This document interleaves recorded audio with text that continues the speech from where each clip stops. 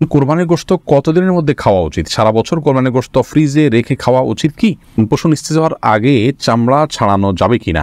গরু ছাগলের বট খাওয়া কি জায়েজ? হুজুর, গরুকে জবাই করার সময় নাম নেওয়া আবশ্যক নাকি? না, জিলহজ মাসের চাঁদ দেখার পর গরুর মাংস বা মুরগি খাওয়া যাবে না, এটা কি সত্য কথা? কোরবানিতে জোর ভাগে, যেমন 2, 4, 6 ভাগে কোরবানি দেওয়া যাবে কিনা? কোরবানির পশু জবে করার পর পেটে বাচ্চা পাওয়া গেলে করণীয় কি? তাহাজ্জুদ নামাজ কি ঘর অন্ধকার করে পড়তে হবে? কোরবানির পশুর গলায় মালা পরানো সম্পর্কে বলবেন।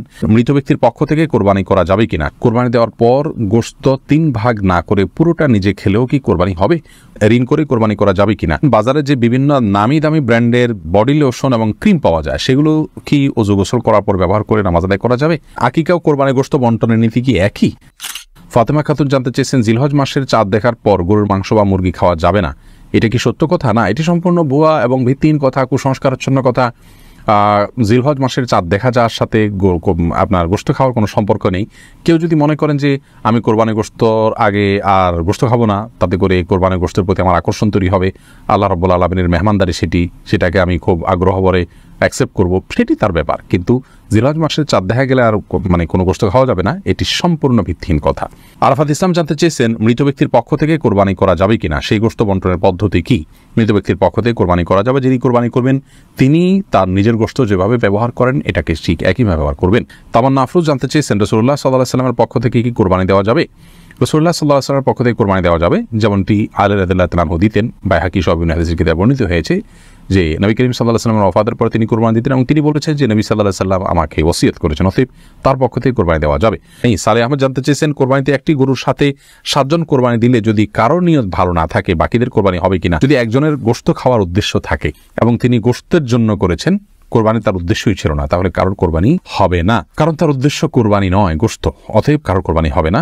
এটি হলো সবচেয়ে গ্রহণযোগ্য কথা এই ব্যাপারে, বিশেষ করে যদি গোশতই একমাত্র ধরুন কোরবানি বুঝি না, আমার এখানে কিছু গোশত দরকার, সেজন্য সে গোশতের জন্য টাকা দিয়েছেন, এটা জায়েজ হবে না। সামিউল ইসলাম জানতে চেয়েছেন, ঋণ করে কোরবানি করা যাবে কিনা? ঋণ করে কোরবানি করা যাবে, কিন্তু যিনি ঋণ করে কোরবানি করছেন তিনি ঋণ করে কোরবানি করার ক্ষেত্রে যদি তার পরবর্তীতে ঋণ পরিশোধের ভালো ব্যবস্থাপনা থাকে, সেজন্য তিনি করতে পারেন। ইবাদত, বন্দিগি, নেক আমল, এটা ঋণ করে করা যায়। আর্থিক ইবাদত নেই, ঋণ করে আমরা দান করতে পারি, ঋণ করে আমরা কোরবানি করতে পারি, সেজন্য এটাও করা যায়। কিন্তু ঋণ করে কোরবানি করার জন্য যারা খুব বেশি আগ্রহী, তারা ঋণ করে কি কখনো দান, সাদকা, গরিব দুঃখীদেরকে টাকা পয়সা দেওয়া, মসজিদ মাদ্রাসায় দেওয়া, এগুলো তারা করেন কিনা? যদি কখনো সেগুলো না করে, তাহলে কোরবানির ক্ষেত্রে বিশেষভাবে ঋণ করে করার বিশেষ হেতু কি? যদি এমন হয় যেখানে গোশতটাই মুখ্য, তাহলে সেক্ষেত্রে আপনার এইভাবে কোরবানি ঋণ করে হোক আর ঋণ করা ছাড়া এমনি নিজের টাকা থেকে হোক করা উচিত নয়। এই জন্য উদ্দেশ্যের বিষয়টিকে আমাদের বারবার মাথায় রাখা উচিত, এবং যেহেতু এটার ফিডব্যাক আমাদের বাসায় উঠে, অতএব মুখ্য উদ্দেশ্য যেন কোরবানির গোশত না হয় সেটি মাথায় রাখা উচিত। মৌলিকভাবে ঋণ করে কোরবানি করা জায়েজ রয়েছে।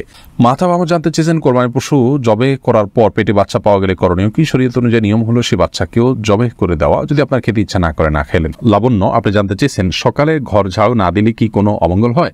সকালবেলা নাকি পুরুষরা ঘুম থেকে ওঠার আগেই ঘর ঝাড়ু দিতে হয়। না বোন, এটা বানোয়াট কথা। হয়তো পুরুষ শাসিত সমাজে নারীদেরকে আপনার কোণঠাসা করে রাখার জন্য বা তাদেরকে কাজে লাগানোর জন্য কেউ তৈরি করেছে, এগুলোর সাথে ইসলামের কোনো সম্পর্ক নেই। আলম সিদ্দিক জানতে চেয়েছেন, আকিকা ও কোরবানির গোশত বন্টনের নীতি কি একই? জি, অলমোস্ট একই। রিমি খান আপনি জানতে চেয়েছেন, বাজারে যে বিভিন্ন নামি দামি ব্র্যান্ডের বডি লোশন এবং ক্রিম পাওয়া যায়, সেগুলো কি ওযু গোসল করার পর ব্যবহার করে নামাজ আদায় করা যাবে? নামাজ হবে কিনা? জি, নামাজ হবে ইনশাআল্লাহ বিদিনিল্লাহ। জামিল আহমদ মাহদি আপনি জানতে চেয়েছেন, কোরবানি দেওয়ার পর গোশত 3 ভাগ না করে পুরোটা নিজে খেলেও কি কোরবানি হবে? কোরবানি গোশত কি 3 ভাগ করে 1 ভাগ গরিবদের দেওয়া জরুরি, নাকি পুরোটা নিজেরাও খাওয়া যাবে? জামিল মাহদি, কোরবানির গোশতে 3 ভাগ করা এটা আবশ্যক নয়, মুস্তাহাব।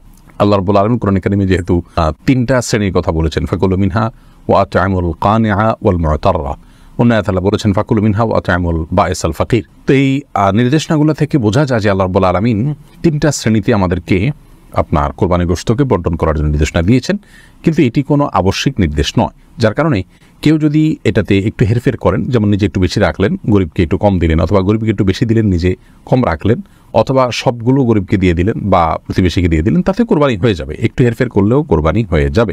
এটার সাথে কোরবানি শুদ্ধ অশুদ্ধ হওয়ার বিষয়টি আসলে নির্ভর করে না, আমরা এটাকে যতটা খুব সিরিয়াসলি দেখি। আব্দুল নূর জানতে চেয়েছেন, কোরবানির পশুর গলায় মালা পরানো সম্পর্কে বলবেন। মালা পরিয়ে যদি নিজের জাহির করা হয় যে আমার কোরবানির পশু এটি, মানুষ জানবে, এবং অনেকে আপনার ফুলের মালা ডালা ইত্যাদি পরিয়ে থাকেন মানুষের দৃষ্টি আকর্ষণ করার জন্য, এই কাজগুলো অনুচিত, অন্যায় এবং নিজের নিয়তের বিশুদ্ধতা যেটি আছে তার পরিপন্থী কাজ, এগুলো করা উচিত নয়। আর যদি নিছক গরুকে আপনার মায়া করে স্নেহ করে মালা পরানো হয় সেটি ভিন্ন বিষয়, কিন্তু সচরাচর আমাদের সমাজে যে মালা টালা পরানো হয় এগুলো এক ধরনের আপনার কি বলা যায় লৌকিকতা, এটা এক ধরনের প্রদর্শন ইচ্ছা থেকে হয়ে থাকে। আমরা সেগুলো না করার জন্য পরামর্শ দিব। বেলাল, আপনি জানতে চেয়েছেন যেসব নারীর সন্তান প্রসবের 40 দিনের পরেও রক্ত প্রবাহ বন্ধ না হয় তারা কিভাবে বাদবন্দি করবেন। 40 দিন পার হওয়ার পরেও যদি রক্ত প্রবাহ বন্ধ না হয়, নেফাস বন্ধ না হয়, তাহলে সেক্ষেত্রে তারা সম্পূর্ণ স্বাভাবিকভাবে সকালে বাদবন্দিকে সম্পাদন করতে পারবেন। সেখানে কোনো আজকাল তো অনেক কিছু ব্যবস্থা রয়েছে যাতে করে ব্লাড যেখানে সেখানে না পড়ে, সে ব্যবস্থাপনা গ্রহণ করার পর তিনি এ বাদবন্দি স্বাভাবিক করতে পারবেন। 40 দিনের পরে আর তার ব্লিডিং হলেও তাকে নেফাস সে আক্রান্ত বা আপনার এটাকে আপনার প্রসব পরবর্তী যে ব্লিডিং বলা হয়ে থাকে সেটির মধ্যে গণ্য করা হবে না। রিসান ভুঁইয়া, আপনি জানতেছেন গরু ছাগলের বট খাওয়া কি জায়েজ? জি, এটা সম্পূর্ণ জায়েজ, তবে এটা যার যার রুচির ব্যাপার। কারোর যদি ভালো লাগে তিনি খাবেন, কারোর ভালো না লাগলে তিনি খাবেন না, একান্তই তার ব্যাপার। সামিয়া ফেরদৌস জানতে চেয়েছেন তাহাজ্জুদ নামাজ কি ঘর অন্ধকার করে পড়তে হবে, এর কোনো ভিত্তি আছে কি? তাহাজ্জুদের নামাজ এটা আমরা ঘর অন্ধকার করে লাইট বন্ধ করে পড়তে হবে এর কোনো ভিত্তি নেই। সেটা আপনার যেভাবে সেভাবে আদায় করতে পারেন। আপনার মনোযোগের জন্য আপনি যদি আলো আধার করে নিতে পারেন, ডিম আলো করে নিতে পারেন, কোনো অসুবিধা নেই, তবে অন্ধকারেই পড়তে হবে এমন কোনো বাধ্যবাধকতা বা নিয়ম নেই। আব্দুর রহমান জানতে চেয়েছেন পশু নিস্তেজ হওয়ার আগে চামড়া ছাড়ানো যাবে কিনা। পশু নিস্তেজ হওয়ার আগে যদি চামড়া ছাড়ানো হয় তাহলে এই কাজটি অন্যায় এবং অনুচিত কাজ, যেটা অনেক সময় কসাইরা করে থাকেন।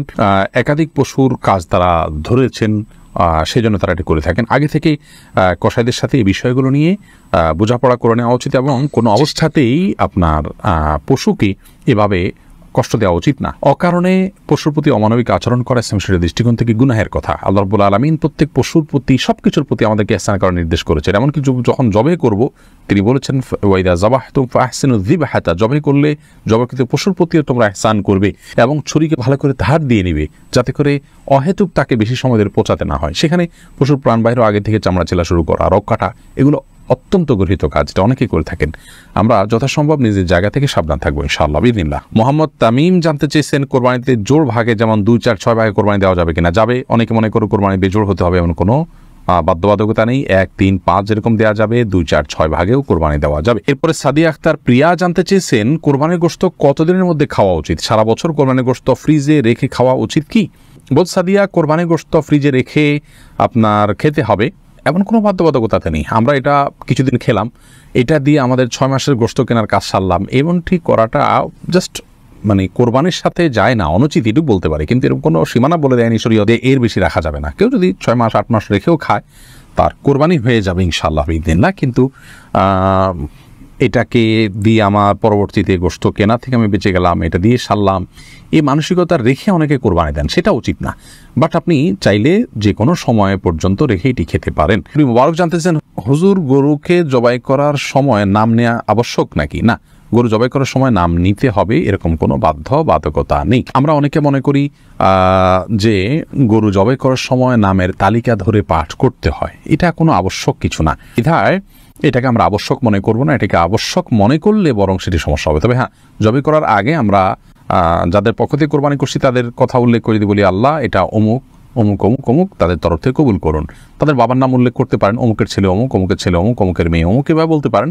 আর না হলে শুধু নাম বললেও হবে যে অমুক অমুকের তরফ থেকে আল্লাহ তাআলা এই পশু আপনি কোরবানি হিসাবে কবুল করে নিন। এরপরে বিসমিল্লাহি আল্লাহু আকবার আল্লাহুম্মা মিনকা ওয়া লাক বলে আপনি জবাই করবেন। এটি করাটা মুস্তাহাব, নাম উল্লেখ করাটা, কিন্তু করতে হবে এমন কোনো বাধ্যবাধকতা নেই। না করলেও কোরবানি হয়ে যাবে। আল্লাহ তাআলা ভালো জানেন আপনাদের অন্তরে কি আছে, কারা কারা নিয়ত করেছেন।